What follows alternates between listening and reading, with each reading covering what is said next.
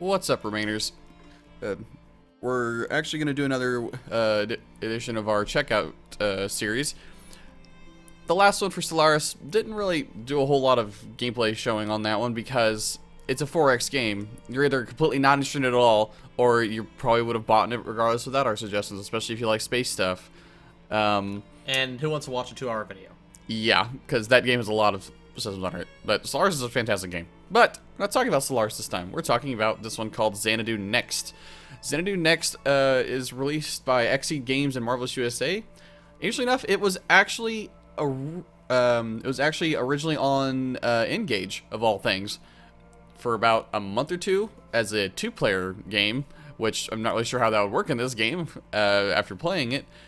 Then it was put onto PC in Japan. This was back in 2005. And then they finally released it out over here on Steam in 2016. You know, just crawling over things there. But you can see all that from this title screen here. So, it's actually based off of a spin-off of an original game called Dragon Slayer 2 Xanadu, which was on the old 1986, 1987 PCs in Japan, until they finally got it on Windows in 1998. So, that's enough of the backstory right there, but I was drawn to this game because I looked over how the system played out, and it was said, like, oh, it had a little bit of, like, Zelda in it. People were familiar with, like, the Diablo-like games might feel a little bit of a familiarity with it. And then, of course, like, the fact that, well, you learn skills off of weapons, and we'll go ahead and get into that so you can see what I'm talking about here. Very parse options. It's just, you know, it's whatevs. I mean, this is an old PC port, but really well done. Ages very well. Yes.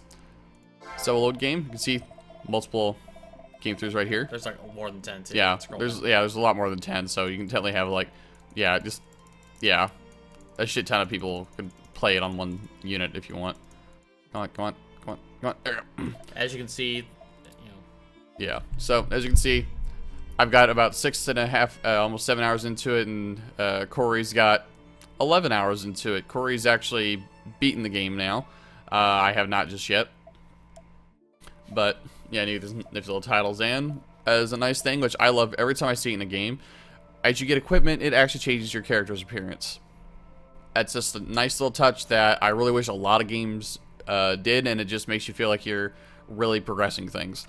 So, we'll go ahead and begin there. And, you know, I understand it takes like a lot of resources and, you know, art stuff to do that, but it's always really great to see it. Yeah. So loading up my games.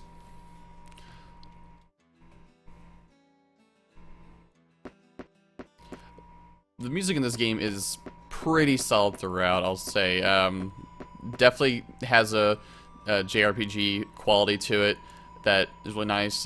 This is your central hub town, of course, but let's go over a bit of what you're seeing right here.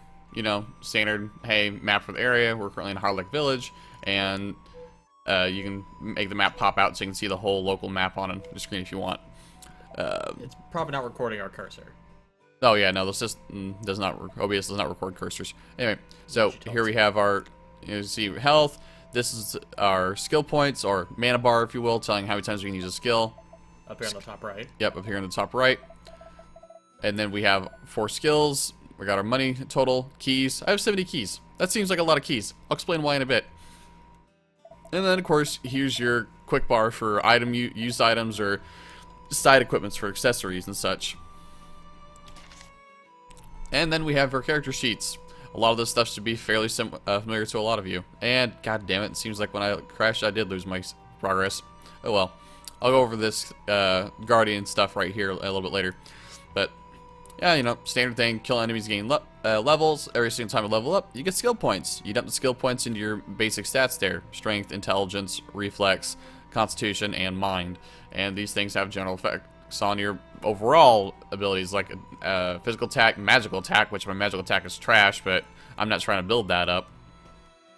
Your defenses to things, your resistance to magical attacks, how accurate you are, and that's not one-to-one. That was mean to have a 99% chance. It's just more like, hey, that's your hit rating, and the enemies may have, like, so much more of a hit rating, Or evasion they'll- level. They'll have evasion and defense, and you'll have to get through that. Yeah, and then standard evasion, which procs how often you block attacks or how often you're missed. And then you have your inventory in here. You know, your weapon. This is the Dragon Slayer weapon. Then we have shields, armor, helmets. And as you see, I keep a couple different ones in here because they all have different effects. And also, if you look at the weapons, they have requirements to use them. So you do have to make sure that you're building at yourself toward to use the kind of weapons that you want.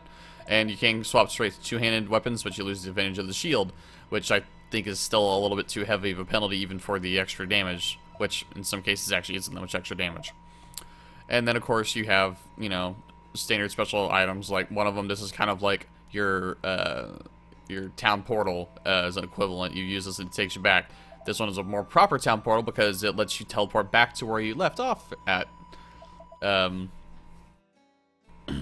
of course, one of the nice things that I enjoyed about it was the fact that there's reasons to hold on to gear. Well, at least some bits of gear. So as you can see here, this helmet gives you paralysis defense. It gives you better defense, but it does make it so I am very resistant to the paralysis effect, which sucks. But then here, this one makes it so I take half damage from ice spells, fire spells, lightning spells. And some enemies do use that type of stuff, and once you're cutting in half, it's nothing to sneeze at. So that's the very stats.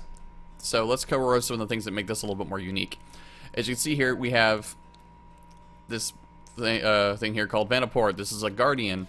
In this game, you have these special tchotchkes, essentially, that you can equip to your character that are called guardians. And Think of them as espers or eidolons, things like that. Yeah, if you're looking at like the old Final Fantasy type systems, where if you have them equipped, they give you special stat growths, or they give you a special benefit as you use them. And they can, and like materia and espers will not, they grow.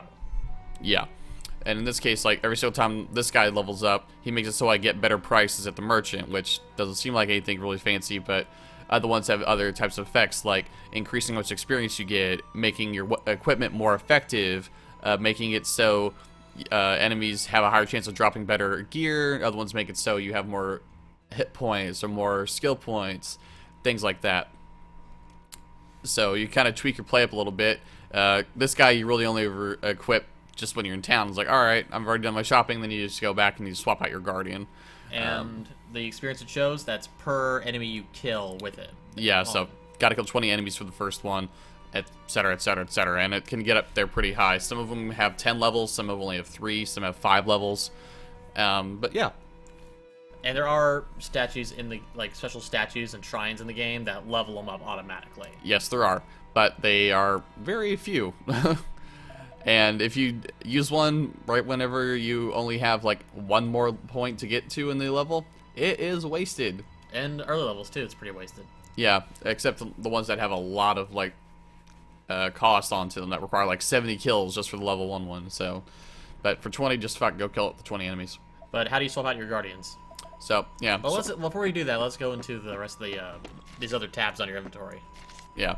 So, mentioned before skill points. Here's all the skills that I have currently unlocked in this game. Standard physical attacks, special all-powerful physical attack, passive skills. So, hey, my weapon will be fire, ice, lightning effects onto it. These are just some stat bonuses, which they're not really anything super big. I mean, this one gives you increased intelligence. So right now they're 17. If I throw that up, it goes up to 20. It's just 3 stat points, which is basically half a level's worth of XP. It can probably help you equip gear, though, if you're not leveling up yet. So it's so yeah, there is that to consider. So, after that, then you have these other types of passive skills, which are a separate tier. These ones, like, more gold, which you kind of want gold early on, so I've been using that whole time. Better sneak attack, so whenever you're attacking from behind. Positioning actually is important in this game. And we'll demonstrate that. And we will demonstrate that. Although just about any enemy I can take this to at this point, I'll probably end up killing in like one hit anyway. Well, you'll still see a difference in damage. Yeah. And then we have Berserk, more attack power at the cost of defense, have a better chance of blocking with the shield, and Insight, which is basically like scan or anything like that. It shows you enemy stats. So it's like, hey, what the fuck? Why is this guy not taking any damage? You look at it like, oh, it's because his stats are fucking ridiculous. I need to go level up. I'm not supposed to be fighting this type of guy yet. And then we have spells. Yeah, standard tiers of magic spells. There's don't let this fool you. I believe there's actually only the 12 spells in this game. You have the 3 tiers of fire spell, 3 tiers of ice, and 3 tiers of lightning spells. And then there is a special physical type that that are a little bit unique that don't necessarily qualify for any of these other types. So there's that. And each of these has 3 levels that you can have onto them. So you have to find or buy those spell levels. You don't make them stronger yourself. Yeah. And as you see here, the higher up ones, they have less SP to compensate for the fact that they're higher powered. SP is not a shared pool. Every skill has an individual skill pool. Yeah, so technically you could use this one till it's empty, and then use this one till it's empty, and then use this one till it's empty. But you would just have to actively swap the skills in and out in order to do so. And combat doesn't pause because you have the screen open, so something to consider. I have not tried a mage build in this game, so can't really say specifically how it feels to do that. But with 4 spells up in there, it's like, well, whatever. Like, there are items to replenish your skill points, just like there is in your health, just like always. And when you level up, you instantly refill it all anyway. So. Yep. And yeah, you can see here the little XP bar as well. The little pink bar below the AP deal. Because yeah. Although once you get over a set point, enemies only give you 1 XP. So you better hope you find some stronger guys, because at the stronger end, they'll give you like 45, 75 to 75 right there at the higher end. And it takes thousands. And so you kind of grind for a little while, but you're going to be exploring your way about and in and out a lot. And as soon as you go back to town and come back, you once more have more enemies to kill. So it's not like you're going to go into a famine mode all of a sudden. And trust me, the game will not hesitate to throw loads of enemies at you. Yeah, because sometimes that's the only way you can be threatened. So as far as how these skills are unlocked, you see him here. This one says Dragon Slayer. Well, I happen to have a Dragon Slayer sword with 0% proficiency in it.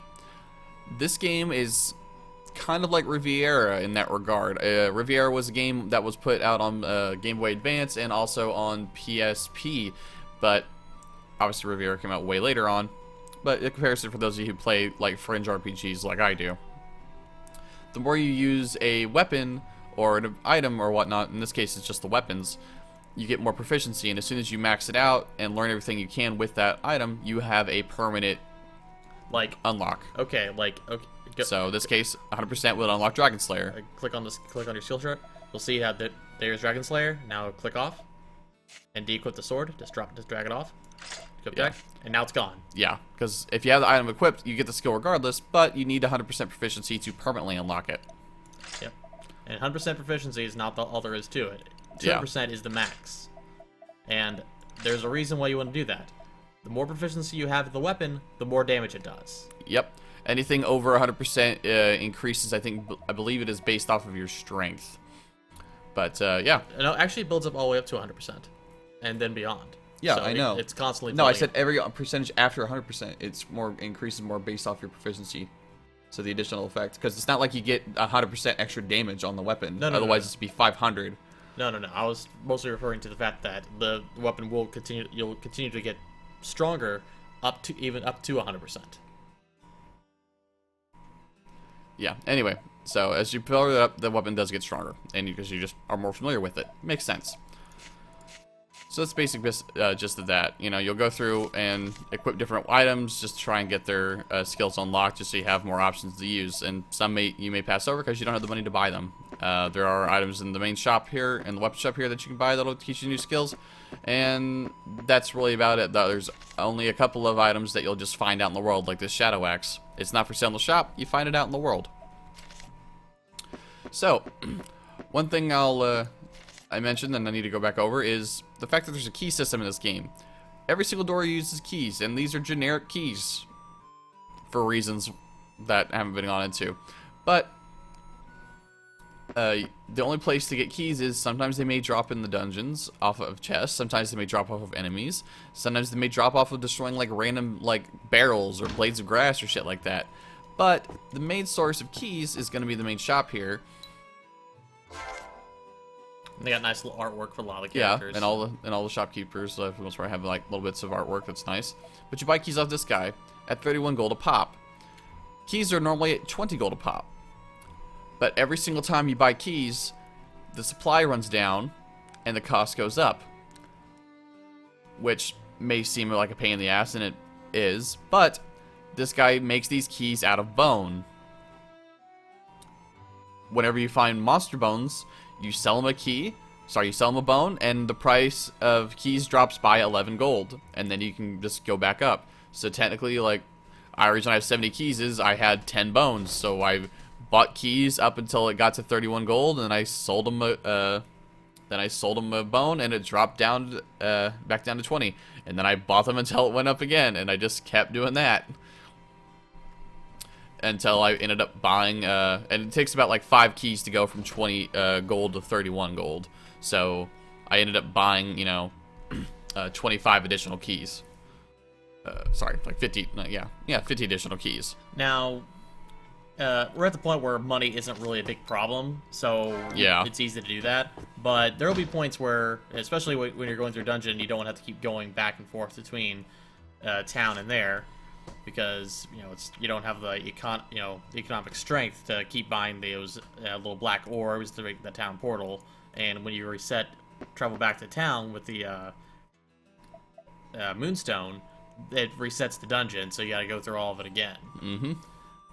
So you can get there's a special item you can get that lets you carve keys out of bones, and that would be the bone knife. I have a superior bone knife, but once you get the option to buy the knife. You'll need it, and then you can take bones and carve them up into keys. 1 bone equals 1 key, which, hey, it's handy not to have to go back, but after you get to a point where you can start affording the black onyxes, you're just going to want to just save your bones up, go back to town, buy up to like a comfortable limit, and then drop it back down to the base price with the bone, and then just buy up more, and that's really the most efficient way. The only time I ever would use bones now in the actual like dungeon areas is if I actually had 10 bones already and I saw another one drop. Like, fuck it, I'll carve a key and then I'll just pick this up, because it just seems like a more efficient use of my time. And this new bone knife I got has a chance of giving me 2 keys from a single bone, so that's nice. Head to the inn real quick, because there is a inventory management system. Yeah, there is a bit of one. It's pretty good to know, because there is a penalty for dying in this game. Yes, there is. If you die and you want to start back where you left off, you're going to lose half your money and your healing potions and a lot of your keys. Which, if you haven't saved in a while, otherwise you start at your save point. I would just go back to the save point, because I save often. But if you're gone through the dungeon for a while, you're probably going to want to eat that fee. Oh, yeah. And then here, this is our traveling companion. She is a archaeologist, and she'll translate tablets that we bring back. As you see, I've got all of them but 2 so far, and these kind of like help you fill in like what happened on this island all those years ago, and I still have like 1 last memoir to find. Read and Tabula give you experience, not too much, and a healing item that she cooks up for you. And then of course you can store items in here, so I've currently got some money stored up, that way I don't have to risk losing it. And here's like my old bone carving knife and these bonus little accessories that give you on hit effects. So seal away the enemy's magic, basically gives them silence. This one gives them poison. This one gives them curse, which I'm not really sure what that does.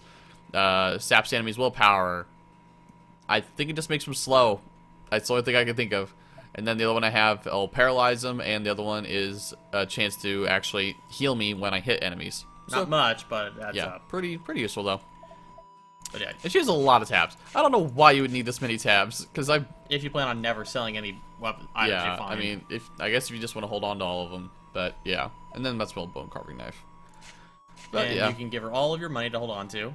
Yeah, definitely can. Again, if you die, you'll lose half of it. Yeah, I mean, I'm not really in much of a threat of dying these days, but it's still not necessarily a bad idea. So we're going over 15,000. And if you do die and you have no money on you, you have to restart at a save point. Yeah. The game doesn't let you do it for free. Yep. They thought about that ahead of time. So, yeah, that's basically just the end there. This is just the armor shop. You go in here and you buy armor off the guy, and you can see like what your stat requirements are. And as far as that goes, though, you go to the old church here, and you talk to this person, and you're able to allocate your bonus points and change up your stats. I mean, you can subtract out your last level if you want to, but in order to redistribute them. But yeah, in order to redistribute them, but not really a big deal. But I mean, you can see how it grows there. Like 4 points alone jumps up like 10 whole like attack damage points, and also it increases your accuracy. Yeah. So good idea. So whenever you have an item like this one's like, hey, sometimes it's not a bad idea buying the item that you're gonna have that you're trying to work towards so you can keep the stats, or just note them like I do. I write notes about them and say, hey, I need like X amount of like intellect and reflex, blah blah blah. So I kind of like work my stats to make sure I'm getting a good distribution. And then of course the other thing she can do for you is the Guardian Ceremony. I am missing, I guess, 3 Guardians still. Yes. But yeah, as you go, this one increases your hit points, skill points, makes it so you're actually a spellcaster. Makes it so potions are more effective, up to an 80% increased effectiveness. So it goes from being 1,000 to 1,800 on a potion, which would be really good, but I'm not bothering with that. This one is the guy you end up probably using the most, I believe. Increase your proficiency gains, so you're able to swap to a new weapon and get it built up from 0 to 100% to 200% ASAP. I'll actually go ahead and equip that guy right now. And, Charisma Dude increases the drop rate, makes it so you can farm items a little bit better. It raises XP earned. If I'm already okay on the proficiency side, I'll swap back to Flugel and just get more XP. It can go up to a 40% increase in XP, which doesn't sound like a lot, but once you're being gimped at that point so quickly after hitting a set level, getting built up faster is not a bad thing. And this one just makes it so abnormal spell effects don't bother you as much. Not bad. Overall pretty useless. And then there's the level down. Yeah. Leveling down, this doesn't really make a lot of sense why you'd want to do it. Found out there is so yeah, I wouldn't really bother with the level down system in the game until you unlocked the Phoenix Guardian, which makes it so when you level up, you get additional stat points. So get the Phoenix up to max rank and you'll get, instead of 6 stat points, you'll get 9 stat points each time you level up. And then you can just level your guy down all the fucking way and just start back over and make your guy like super ridiculously strong. If that's what you wanted to do. Yeah, so interesting option, but I guess it's just more of like a grind sort of thing that some people take part in these types of games.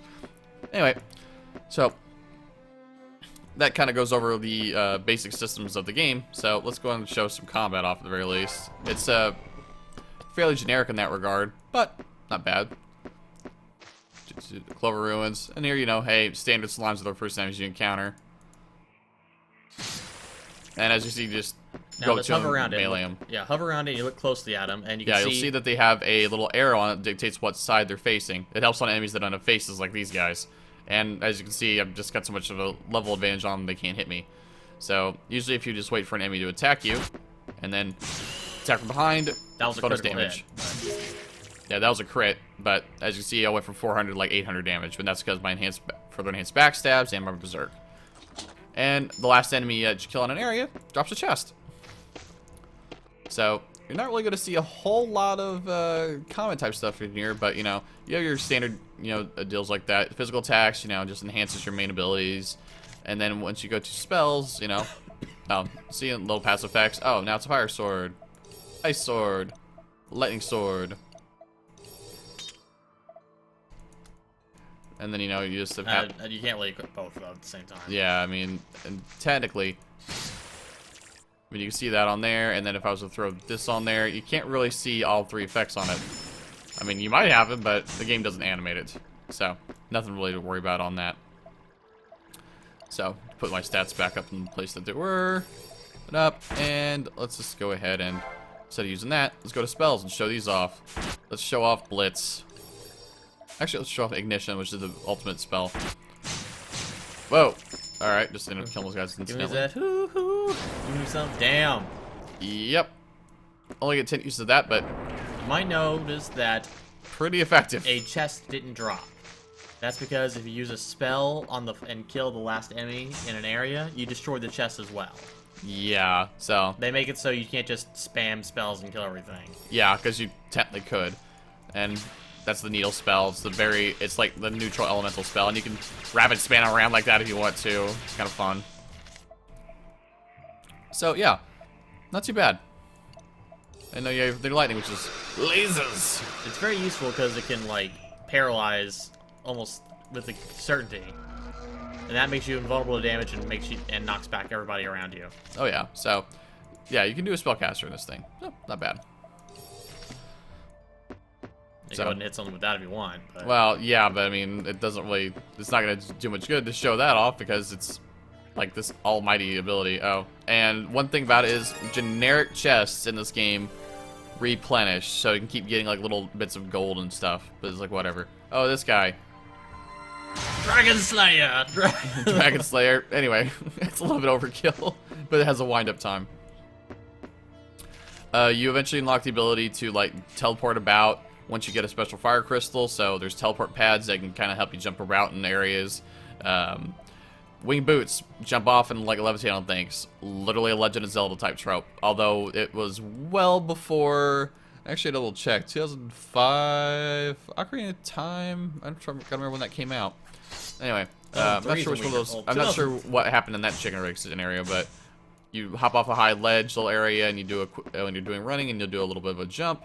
And if you have those on, you'll kind of like run on the air for a little bit. Ocarina of Time came out in '97. And then of course you know the standard like water breathing amulets, things that show you hidden stuff, makes so you can smash hard walls, so push heavier blocks. I mean, a lot of those standard Legend of Zelda like kind of items that you would want to use. So, not too shabby. Think you can find a puzzle? I can't possibly find a puzzle at this hour, at this moment, because I just don't know where they're all located. There are puzzles in this game. If you have been playing games like JRPGs that have puzzles in the dungeons, it shouldn't be anything super new to you. It mainly involves a lot of block pushing puzzles, and and then there are a couple things that you have to think about a little bit, and just based on if you've played a lot of like old like Legend of Zelda games or Lufia games, you'll have an idea of what to do to solve just about any puzzle you come up to. I think I know where one is. Go up north. Okay, all They right. show some of the thing there, and you go to the right. To the right. All right. Do. And yep. Right again. North. And it's not all just little things like this. I mean, this is one of those statues that if you use it, it powers up your thing. But I've already done that, as you can see. Yeah, and you can rotate the map on some rooms, but not all. Oh rooms. yeah, a lot of them you can rotate it. Okay, here you go. Case in point. I don't really consider this much of a puzzle. It's not really a puzzle, but you can at least see it. Can you push those off there? Yeah, one second. I'm gonna just grab this chest real quick. Hey, 20 piddly shit gold. Can you push that off the little thing there? Hey, push it off there. Well, I actually meant if you could. All right, push them toward each other, but you No, can shove you off can't. All right, well, thing with the box with the wooden boxes, obviously like you put little switches and everything on them. Yeah. Okay, go back. It's really just basic pushing stuff. But you can smack it, wham, and now Yeah. it's a tier lower. And you can. Oh. Well, you can't push them if they're like that. Well, you should And it's be able to higher walk up. them. Oh yeah, you're right. Push that off. Because of the set, so. Now it's low enough. And then once you smack it once, you can step on it. And use it to get it as a bit of a step. But after you smack it once, you cannot push them anymore. So there is that. But if you fuck up, you just leave the room, come back in. Oh, looky, they're back where they were. But yeah, there's not for most of the puzzles. There's like very few times where there's a set way for you to. Yeah, the puzzles are kind of generous with the fact that, hey, there's probably like two, 3 ways that you can solve any particular one. And I solved a couple of them actually just through taking advantage of the jump that probably wasn't intended as the way to solve it. Yeah, like I would use the jump, and I would also mix in with the flying boots, and I would just like kind of walk over to things and just get around it that way. Yep. You know, it will reward creative solutions for the most part. Well, I don't know about reward, but you're not gonna be. It's not gonna like. Well, reward is that you from doing accomplish things. it. Like, oh no, we thought about you doing that, but we didn't want you to do that, so we put this like little invisible wall right here just so you couldn't do that specific thing. Things like that kind of cheese me off a little bit. But this game doesn't do that to you. Yeah, but now this game does not do that. Uh, As you see, these maps are fairly large in size, and there is a lot of different locations. So you saw that little like foresty ruins area. There's also an underground dungeon area that has a semblance of like waterlogged sewer type things. Then you have the lava mountain area, the mountain region, the mine region, and then a couple other like classic dungeon styles. onto them. Now, similar to actually in Dark Souls and Bloodborne and whatnot, and Demon Souls, you can create shortcuts quite often. Like if you go down to the right. Yeah. So that way. This area was blocked off when I first got into the town, but this takes you up to like another part of the ruins that you were at because everything's all interconnected. And this is just the basic area that you would start off. Like this is the generic little baby ruins that you start as the tutorial like area. And then you have this section all the way over here. But yeah, that is a shortcut further to elsewhere. Yeah, you can get to almost any part of any dungeon from anywhere, as long as you just keep going on the route. So it's like it's all one large area that's connected. Yeah, so which I think is cool. So game length, I'd say 12 hours. 10 to 12 hours based 12 on hours. like how quickly you're able to get about and how quickly you're able to like min-max up your things and not suffer any drawbacks from dying. I think I died once in this game and suffered the penalty. After that, I just saved all the time. And then there are also items that'll resurrect you on death, like fairy type bottle type thing, but it's an elixir in this game. So I enjoy it.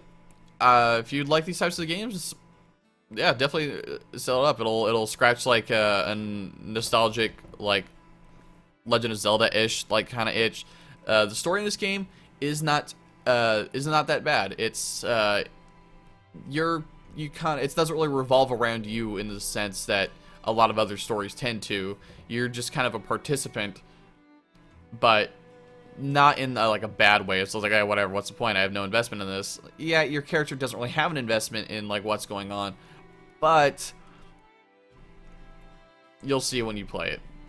In that regard, I won't spoil the storyline for you. I try not to. It doesn't take advantage of too many tropes. Yeah, I can't really think of many tropes that have actually occurred in this that make things pretty obvious, but it does also have some CG cutscene-esque type times that are pretty nice, and the game does go over a nice bit of story throughout it, and as you read the tabulas and the memoirs, you kind of get an idea for like what was going on in the background on this in this region way back in the day. So it's, yeah, overall I did enjoy this game, and if you have like a Zelda itch to scratch, go for it. I think you could do a great deal worse. And I mean, for a game that was originally made in 2005, this has got some pretty good polish on it. Yeah, I think if this had come out like on PlayStation or whatnot, or PlayStation, not necessarily, maybe not PlayStation 2, but like if this came out on PlayStation and such. 2005, it would have been PlayStation 2. Oh, yeah, there you go. So if it had come out on that, I think it would have done really well for itself. I really do. Yeah, it's currently on Steam for $20. Got it on sale myself for $15 when it first came out because I just saw it and hey, I love Riviera. I love those types of systems. Let's give this a shot. And overall, pretty good. So that's it for Xanadu Next. We'll not sure when we'll do another one of these checkouts, but whenever there's anything that we feel needs to give like a little bit more signal or just to show it off, even just for our friends who are curious about these types of games that we're playing, we'll pop up another one out them. So yeah, check out Xanadu Next. Yep. See you later, Remainers. Later, guys.